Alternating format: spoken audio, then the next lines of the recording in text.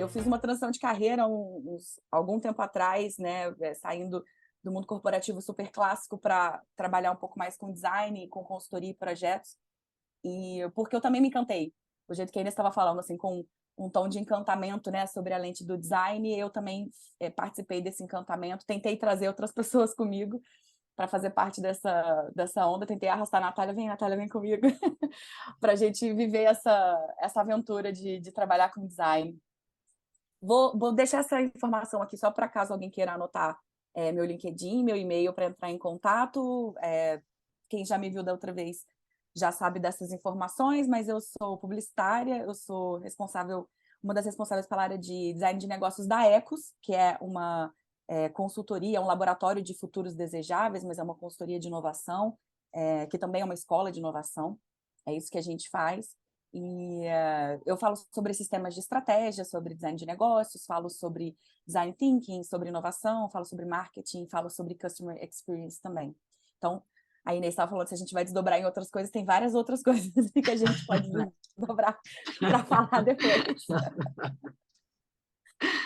Muito rapidinho sobre a Ecos, a gente é esse laboratório de futuros desejáveis e a gente tem essa crença muito específica de que o design é uma lente, é uma forma de a gente transformar oportunidades de negócio em propostas de valor reais, né?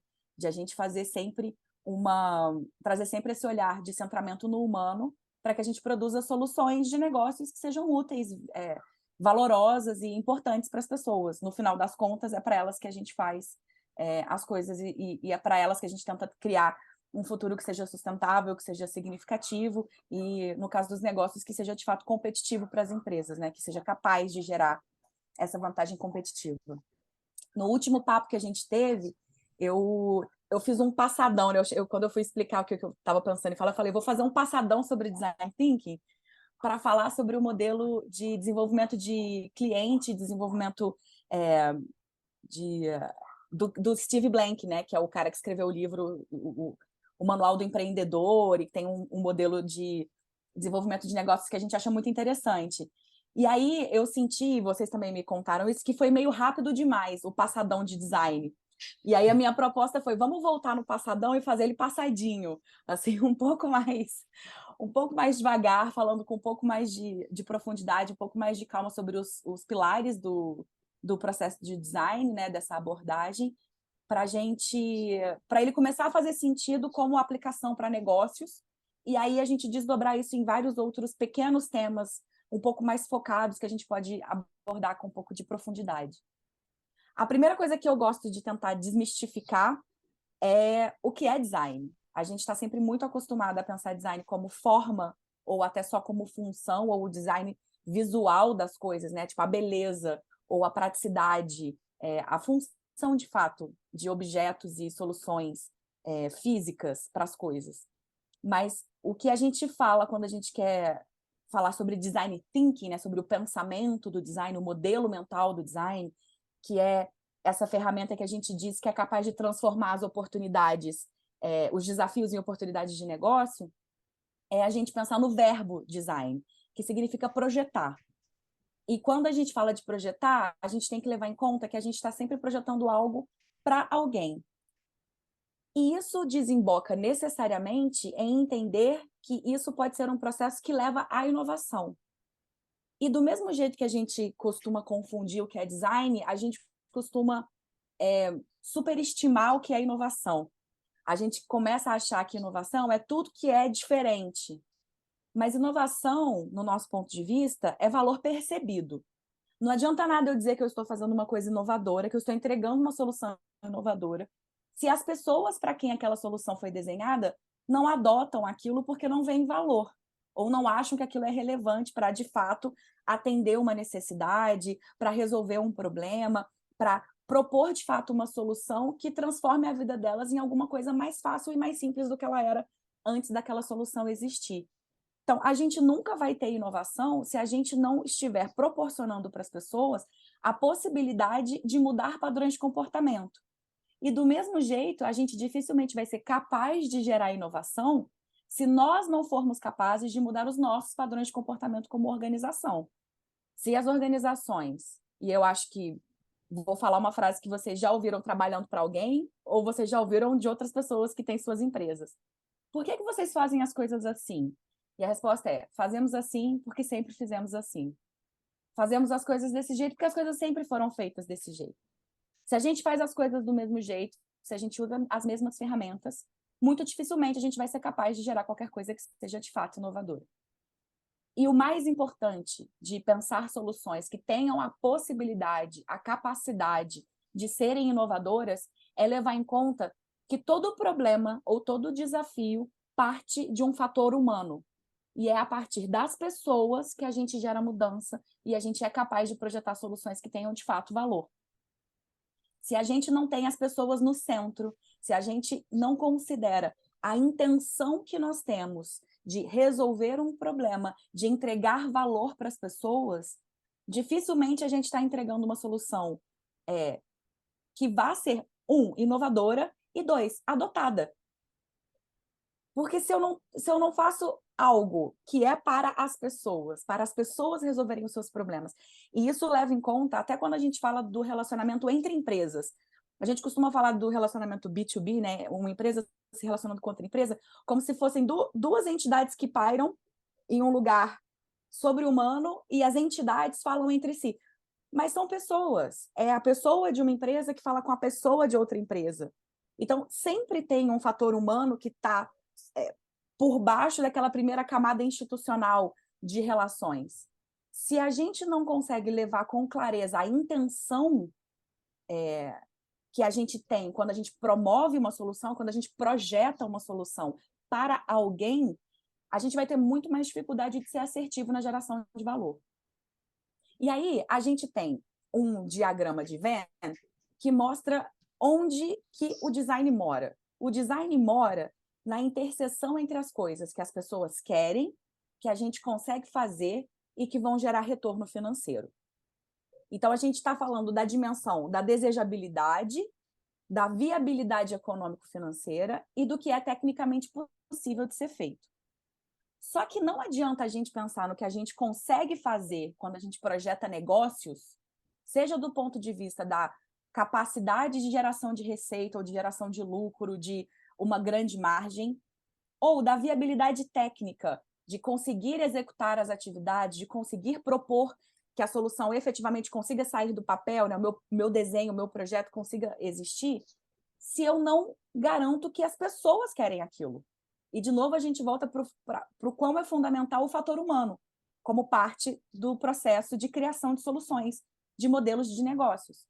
Então, se a gente não começar sempre por confirmar e garantir que as pessoas têm interesse, primeiro, que as pessoas têm aquele problema, e segundo, que elas têm interesse naquela solução para resolver aquele problema, não precisa nem perder o tempo tentando descobrir se dá para fazer ou se vai dar dinheiro. Porque não vai dar dinheiro se ninguém vai querer, se não resolve um problema que existe, se não resolve bem um problema que as pessoas têm ou não resolve um problema que não existe. Às vezes a gente vê isso, né? Umas soluções, um amigo meu chama de teatro da inovação, né? Com umas soluções super complexas para resolver um problema que não tem. Para que você está fazendo isso, sabe? Para que você está se propondo a gerar uma solução super complexa para um problema que você não consegue confirmar que existe? E a beleza do desenho visual do processo do design ajuda a gente a perceber isso.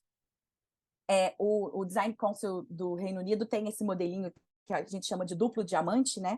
Que são esses dois losangos, para ilustrar o pensamento do design como dois momentos, em que, no primeiro caso, a partir do desafio que a gente tem, que normalmente é descrito como uma pergunta: como podemos? Como podemos criar uma solução para as pessoas que precisam se locomover nas grandes metrópoles? Normalmente começa com um desafio desse tipo. E a gente vai ter um momento em que a gente vai focar primeiro em confirmar que esse problema existe, e isso é um reflexo do que a gente conversou no nosso outro papo sobre o modelo do Steve Blank, né, que é o foco na busca pela validação do problema. Então, esse problema de fato existe? Achamos que ele existe. Vamos entender bastante bem como ele funciona, para daí a gente conseguir pensar em qual seria uma solução interessante, uma possibilidade de solução interessante para resolver esse problema para esse grupo de pessoas. Então, vão ser sempre esses dois momentos em que a gente vai partir para a descoberta e entendimento desse desafio, né? Expandindo o nosso conhecimento sobre aquela questão. A gente decide um caminho para focar, e daí a gente fecha de novo, fazendo escolhas em relação às opções que a gente tinha de abordagem daquele desafio. Então, por exemplo, como é que eu ajudo as pessoas a se locomoverem nas grandes metrópoles? Em distâncias curtas ou distâncias longas? Dentro do próprio bairro ou para atravessar a cidade? Eu estou falando de transporte coletivo ou transporte individual? Ou transporte compartilhado? Eu vou pensar nisso do ponto de vista tecnológico ou do ponto de vista mais prático? Eu tenho todo esse campo de investigação para tentar entender melhor o que é o problema e como as pessoas enxergam aquele problema, para daí escolher, não, acho que o nosso caminho é pensar em transportes coletivos de curto deslocamento. E daí a gente vai focar em pensar em soluções, então, de novo, abrir para pensar em possibilidades de solução e escolher um caminho para fazer uma entrega de um produto ou de um serviço, de algo que seja, de fato, uma possibilidade de resolução do problema que a gente investigou lá atrás. O desenho desse movimento de abrir e fechar trata de divergir no sentido de criar opções e convergir no sentido de fazer escolhas. Então, a gente amplia as possibilidades do entendimento, seja do problema ou das possibilidades de solução, e depois a gente faz escolhas de caminhos a seguir com base em ferramentas, com base em dados, enfim, várias possibilidades para nos ajudar a fazer essas escolhas. Tem exercícios que podem ser feitos, além de ferramentas para ajudar a gente a escolher as melhores opções possíveis, né? Tanto de o melhor problema para atacar, como a melhor possibilidade de solução para atacar esse problema. E isso faz com que a gente tenha espaço para uma subjetividade que ajuda a gente a resolver problemas complexos. Porque problemas de negócio dificilmente têm aceita abordagens muito binárias, de muita dualidade ou muito maniqueístas, de certo ou errado.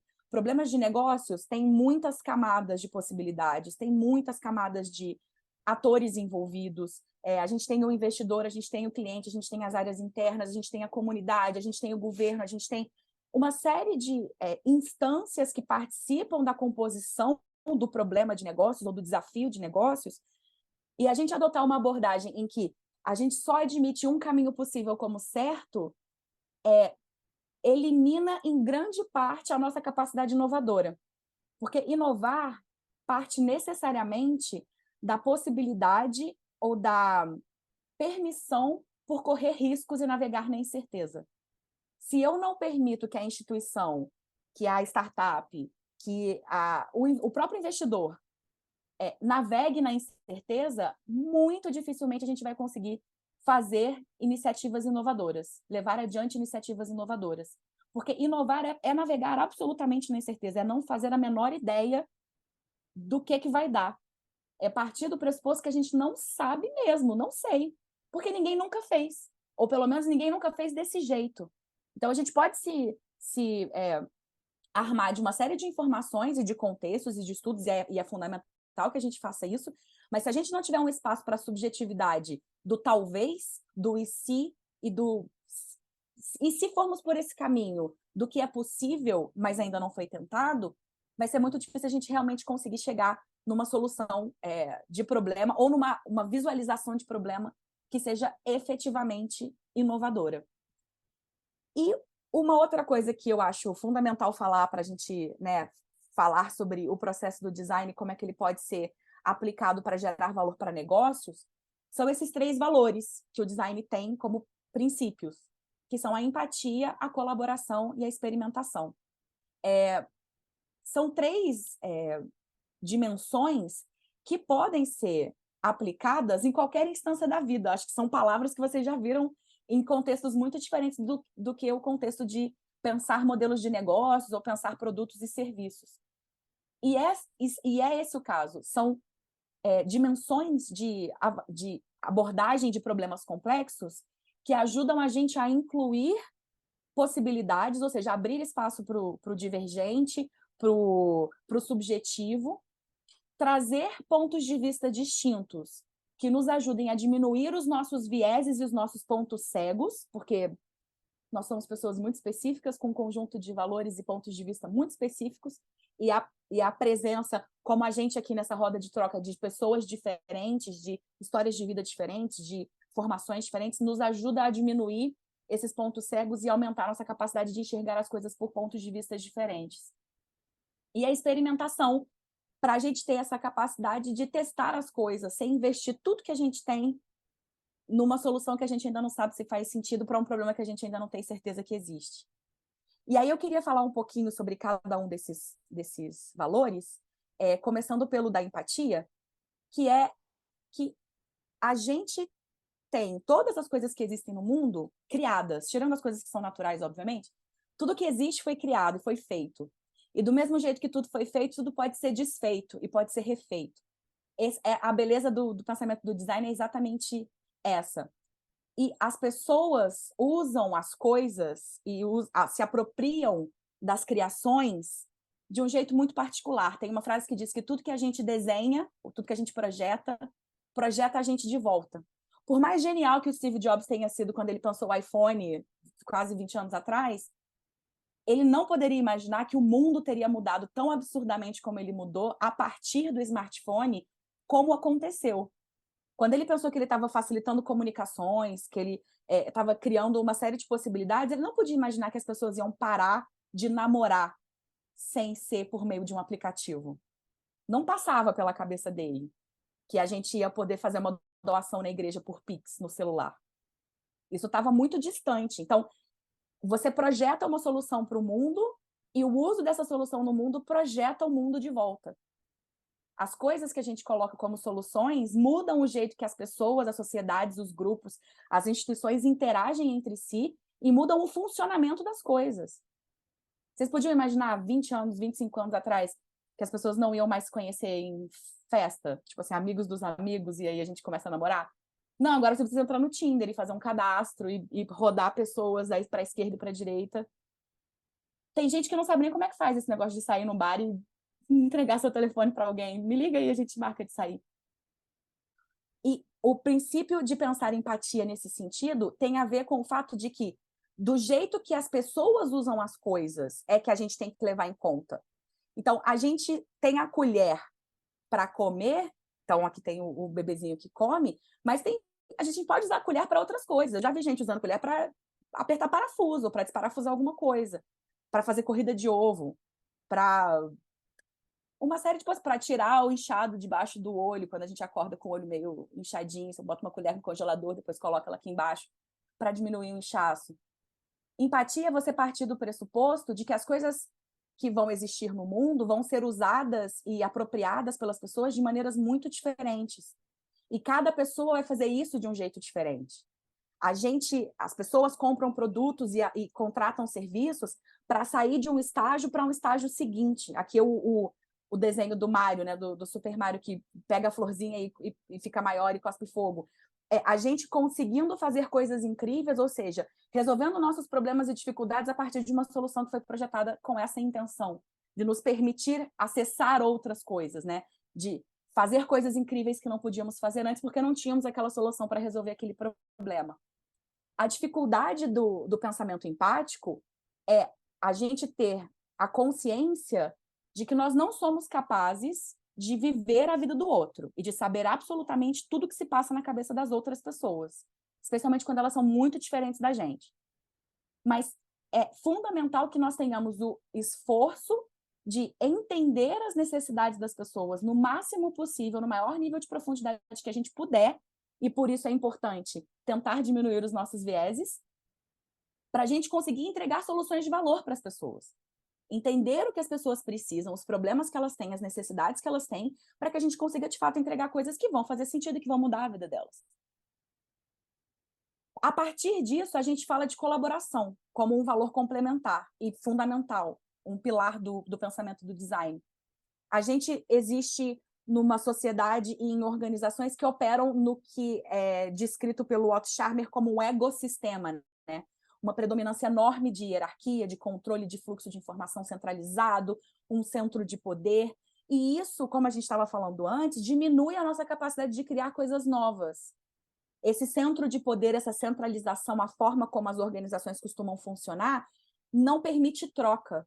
Se a gente vai avançando, né, evoluindo para essa mentalidade do ecossistema, em que a gente tem uma mentalidade de contribuição, de colaboração, de fluxo de informação, de roda de troca, como a gente está aqui hoje, a gente começa a criar um potencial, a gente começa a ver um fluxo de várias possibilidades de criação que não seria capaz de existir se a gente estivesse numa relação centralizada ou unidirecional de definição e de decisão.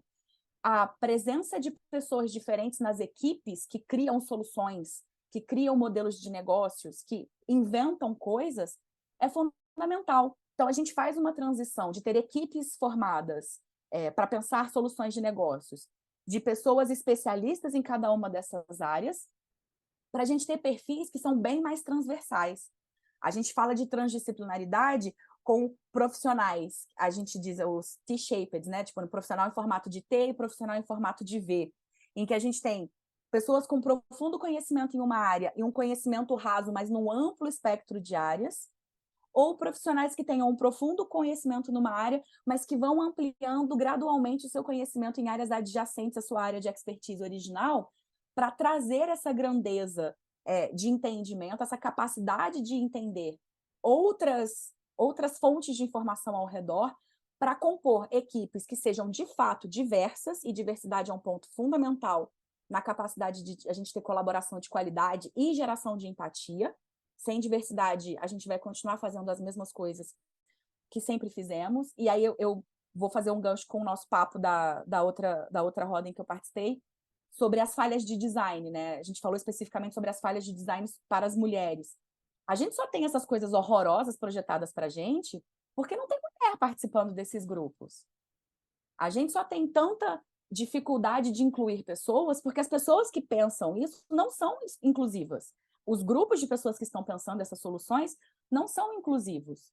A gente está falando de acessibilidade, a gente está falando de inclusão em fóruns que não têm diversidade. Então, diversidade de todos os tipos não pode faltar se a gente quiser ter a capacidade de gerar empatia e a capacidade de construir coisas novas. Se a gente continuar falando com as pessoas que ecoam as nossas opiniões sempre, que não criam pontos de fricção, que não criam pontos de divergência, aquele movimento lá do duplo diamante, de expandir para ver outras coisas, a gente vai ter sempre muita dificuldade de fazer de um jeito de qualidade. A gente vai continuar sempre expandindo um feixe muito pequenininho de opções, porque a gente só fala com gente parecida com a gente. A gente só escuta gente parecida com a gente, e isso vai gerar uma dificuldade tremenda de gerar novidade. E por isso que a gente fala que a coisa da colaboração precisa gerar pontos de divergência, ela precisa ter fricção. Porque se é uma colaboração sem fricção, ela é só tipo sim senhor, sim senhora, ela também não ajuda muita coisa, porque como é que a gente vai criar diferente se a gente continua pensando igual? E o último ponto de valor que eu queria trazer aqui para falar para vocês, antes de falar sobre um case muito rápido e fazer um fechamento, eu já estou terminando, é sobre a gente usar o princípio da experimentação. Eu falei bastante disso no nosso último papo, e o Silvio precisa de pesquisa de dados, quanti, quali, é importante a gente compor o nosso conhecimento com qualidade antes de tomar decisão, né? A importância de a gente ter espaço para errar, para conseguir inovar. Então, se a gente não tem um espaço de experimentação possível, que viabilize o erro e a incerteza, dificilmente a gente vai conseguir trazer coisas inovadoras. Mas eu não estou falando que a gente precisa ter espaço para errar loucamente, gastar dinheiro, recurso e tempo de todo mundo, para no final descobrir que não era para ser assim. A ideia do design é a gente fazer isso de uma maneira controlada. É de a gente não investir todo o nosso tempo, dinheiro, recursos e pessoas para uma ideia ou para investigar um problema na sua versão mais sofisticada. É a gente fazer o que a gente chama de teste rápido, sujo e barato, para a gente testar o problema e a ideia em várias pequenas instâncias, para ir diminuindo o nosso nível de incerteza, e a partir dessa diminuição do nível de incerteza, entender que é justificado aumentar o nosso investimento de tempo, de recurso e de pessoas. Então, não é assim, é navegar na incerteza para ser capaz de gerar inovação, mas também não é uma coisa maluca de tipo, vamos gastar 7 milhões de dólares para fazer um protótipo. Não, vamos gastar R$ 5 para fazer um desenho, vamos gastar R$ 15 para fazer uma landing page, vamos gastar R$ 30 num anúncio fake no Instagram, vamos gastar R$ 50 num protótipo de baixa fidelidade. E assim por diante, a gente vai testando essas pequenas versões do nosso problema e da nossa solução com públicos que façam sentido, pegando informações de feedback e fazendo iterações no que a gente tem de entendimento, tanto do problema como da solução, para daí avançar. E aí a Ecos, na verdade esse desenho não é da Ecos, mas a Ecos usa esse formato, que é o duplo diamante estendido. São aqueles 2 momentos, né, de foco no problema e foco na solução, abrindo e fechando, divididas nessas 7 etapas, em que a gente começa entendendo o que é o problema, fazendo aquele mergulho investigativo, fazendo um ponto de observação, ou seja, é pesquisa, é ver as pessoas, como elas fazem as coisas, é falar com as pessoas, é fazer o que a pessoa faz. Se eu quero entender como é o transporte público numa metrópole, eu pego e entro no ônibus, eu ando de metrô, eu pego o patinete, eu me locomovo para ver como as pessoas vivem. E eu não vou me locomover só daqui a ali, para eu ver como é que vive a minha metade do mundo, meu 1%. É o que a Renata estava falando, é a gente ir para o que é diferente, entender a vida do outro, tentar olhar as coisas pelo mundo do outro. Aí a gente faz esse momento de fechar e abrir de novo, que a gente chama de ponto de vista, que é pegar aquele desafio original lá do problema do transporte público na metrópole e dizer, depois de tudo que a gente observou, a vida da pessoa que eu mais preciso melhorar é das mulheres no transporte público. Eu tenho certeza absoluta que o vagão feminino, na maioria dos lugares, surgiu de alguma coisa assim, da percepção do tipo de problema que as mulheres enfrentavam no transporte público coletivo e que tipo de soluções poderíamos ter. O vagão feminino é a única solução possível? Claro que não. Tem 1 milhão de outras soluções, mas é uma. E possivelmente veio desse momento de afunilamento do ponto de vista. A gente tem um problema de transporte público, vamos tentar resolver por esse caminho. A gente cria ideias possíveis, quais são as possibilidades de solução para o problema do transporte público para as mulheres nas grandes metrópoles. A gente faz protótipos, a gente lança mostra essa ideia para alguém, isso é um protótipo, as pessoas dão feedback. A gente faz um desenho, mostra para outras pessoas, elas dão feedback. A gente coloca na internet, as pessoas dão feedback. Aí a gente vai e faz um vagão, e roda um vagão durante 1 mês para ver como é que as pessoas se comportam. Isso é o protótipo. Aí a gente vai testando, né? Esses mostrar para as pessoas é testar as coisas, e a partir do que a gente aprende, a gente itera. Eu queria contar para vocês um case muito, muito rápido de uma aplicação de processo de design para gerar uma solução, numa coisa que talvez vocês não pensassem que seria uma aplicação desse processo de abordagem para a solução de problemas complexos. Eu vou falar para vocês muito rápido sobre o case do Ben Rath Senior Center, que é uma casa de repouso de pessoas idosas na Alemanha, em Düsseldorf, na Alemanha, para pessoas que têm Alzheimer. E eles tinham um problema muito específico que era esse é o centro de repouso, olha como ele é bonito. Tem um conceito muito específico, que é a intenção de ser uma casa onde as pessoas com Alzheimer vivem como se fosse uma vida absolutamente normal, eles não têm a intenção de fazer com que esse lugar pareça um hospital, que pareça um asilo, é realmente uma casa de repouso, uma casa de cuidado, em que os pacientes têm muita autonomia e eles podem ir e vir à vontade, eles têm essa visão de funcionamento nesse sentido. Eles começaram a ter um problema que era, no final do dia, quando começava o pôr do sol, as pessoas, os idosos, eles fugiam. Eles saíam pela porta do centro de repouso e eles iam embora e desapareciam. E aí eles tinham que chamar a polícia, tinham que botar todos os funcionários na rua para procurar as pessoas e tudo mais. Então, o que eles decidiram? Eles foram tentar entender, primeiro, aquele momento lá do entendimento que a gente falou.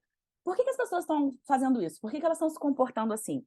E aí eles fizeram um time de pessoas que foram observar o que os idosos estavam fazendo e o que acontecia. Durante essa observação, eles descobriram que a maior parte dessas fugas elas aconteciam no pôr do sol, que era uma hora em que, eu não sei se vocês sabem disso, mas pessoas de Alzheimer no final do dia é meio que igual criança, né? Criança no final do dia tem aquele momento da hora da bruxa, aquela confusão mental e tudo mais. Pessoas idosas com Alzheimer também têm esse momento. Eles ficavam confusos e daí eles iam procurar a casa. E o que eles tinham de ideia de casa era ir para casa de transporte público. Então, eles iam para o primeiro ponto de ônibus e ficavam lá esperando o ônibus para ir para casa. Porque Düsseldorf é uma cidade com transporte público muito bem organizado. Então, a maior parte das pessoas se desloca para o trabalho indo e vindo de transporte público. Então, eles chegavam ao pôr do sol, eles ficavam confusos, mas pensavam, eu preciso voltar para casa. E daí eles iam para o ponto de ônibus e ficavam por lá. E aí eles tiveram alguns insights com essa observação, que foram esses que eu contei para vocês. Quando o sol se põe, é hora da gente ir para casa.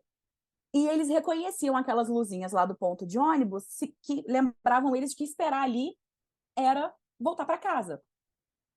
Eu queria muito rapidamente pedir para vocês me contarem o que vocês acham que seria uma solução possível aqui para ajudar o pessoal do asilo, lá do centro de repouso, diminuir as fugas. O que vocês fariam se fossem vocês? Eu trabalharia com as luzes para a entrada do asilo mesmo, ali, o espaço deles, é uma coisa. Às vezes assim, é tão simples a solução, né? E as pessoas querem fazer um negócio mirabolante, mas eu trabalharia com as luzes, que é um aviso para eles, ó, aqui é um espaço para você se direcionar, né? Que lembra ir para casa, por exemplo. Eu colocaria um ponto de ônibus dentro do asilo. Legal, né? Eu tomaria teria mais atenção num determinado horário, né? Que isso acontecia num horário, né? Então, assim, é bem mais fácil do que você se preocupar com esse problema durante o dia todo, né? Assim, e pensar em soluções específicas para esse horáriozinho. Eu colocaria coisas que lembrassem casa, para cada um, que fossem significativos de lar, nesse momento. Alguma atividade, algum objeto que lembrasse vínculo com casa. Legal. Acho que a Silvia quer falar? Eu ficaria muito. Eu sou assistente social, né, de formação, e sou designer também, né? Legal! Eu ficaria muito preocupada com essa fuga, em primeiro lugar, né? Porque eu acho que se eles pensaram de criar um ambiente que parece uma casa e os idosos, ou na confusão, ou eu não ia considerar que é porque está escurecendo que eles não se sentiam em casa. Eu ia imaginar que eles não estão se sentindo em casa, não. Porque senão eles não ficariam nessa confusão como está apresentando. Então, eu acho que eu faria uma coisa muito maior do que simplesmente tomar uma decisão de fazer qualquer outra solução que alguém já mostrou aqui. Eu ia estudar mais profundamente o que está faltando para eles se sentirem que eles estão em casa. Até porque eu não me senti em casa vendo as imagens que você mostrou. Porque eu achei aquilo ali assim, um monte de prédio, não vi aconchego ali, não vi nada disso, né? Mas, enfim, Legal. eu ia fazer uma pesquisa bem mais profunda do que simplesmente tomar uma decisão como essa, né? E eu estou assistindo tua palestra, eu nem tinha percebido que ia ser sobre design, mas eu falei, gente, estou num tempão que eu não vou lá, porque eu estou estudando muito, eu fiz uma pós agora de design sustentável. Legal! E eu gostei muito, sabe? Tudo online. Que maneiro! E eu trabalhei minha vida inteira pensando em problema. E eu também, outra coisa que eu queria comentar com você, é Inês, né? Teu nome? O meu é Eu não... Marisa. Marisa. É a outra. Eu não acho que a gente tem que usar o design somente para a solução de problemas, sabe? Eu acho que a gente tem que usar o design para muitas outras coisas. Você falou coisas que eu amei para me organizar, porque eu vou fazer.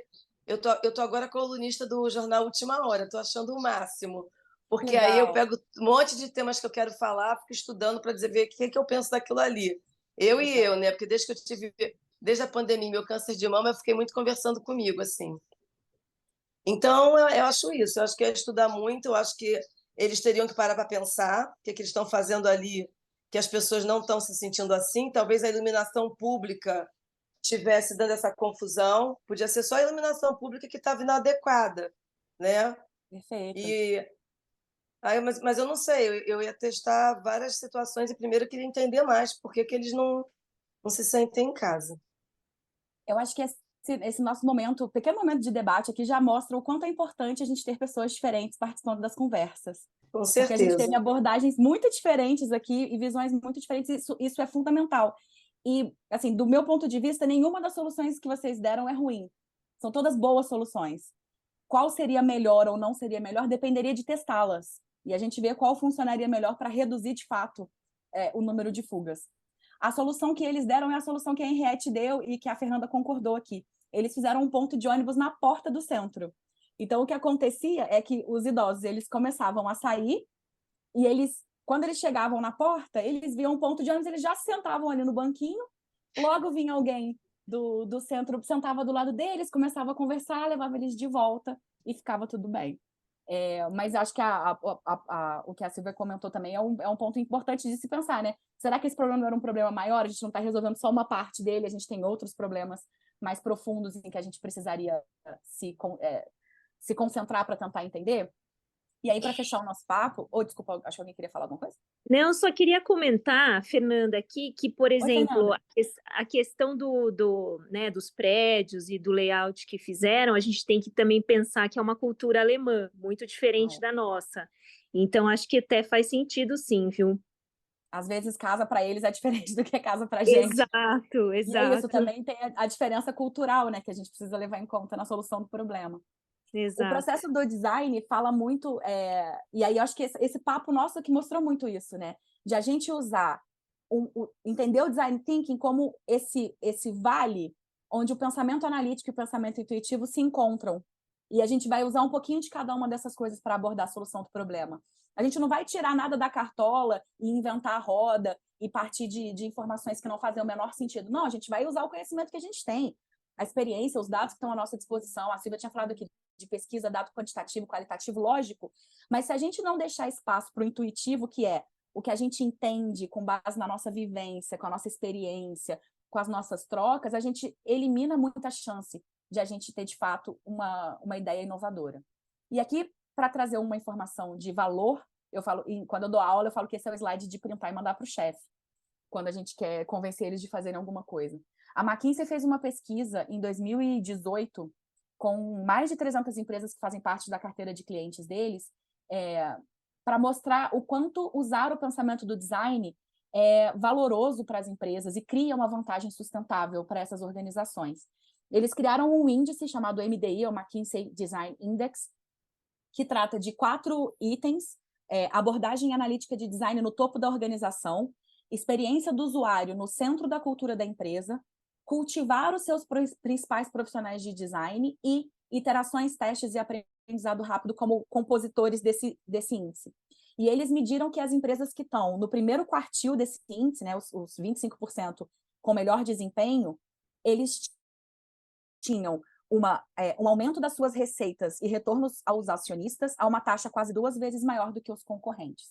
Então, a gente não está falando que design é legal porque design é legal, e essa palavra é bonita, e a gente falar design das coisas é interessante. Design gera valor de verdade, é mensurável, tem número para mostrar isso. É uma pesquisa que já tem até algum tempo, certamente ela, quando for atualizada, vai mostrar números mais impressionantes, mas é isso, a gente ter as pessoas, o pensamento que coloca o usuário no centro, e a gente pensar, dar espaço para testar e iterar, é gerador de valor.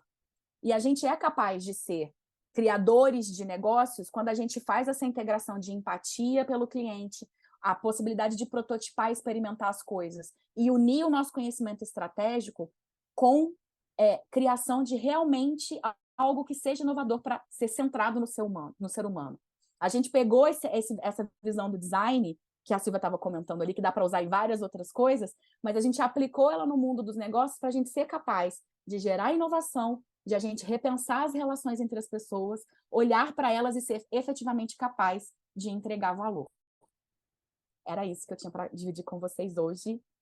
Eu amei. Espero que vocês tenham gostado também. Muito obrigada pelo acolhimento, como sempre.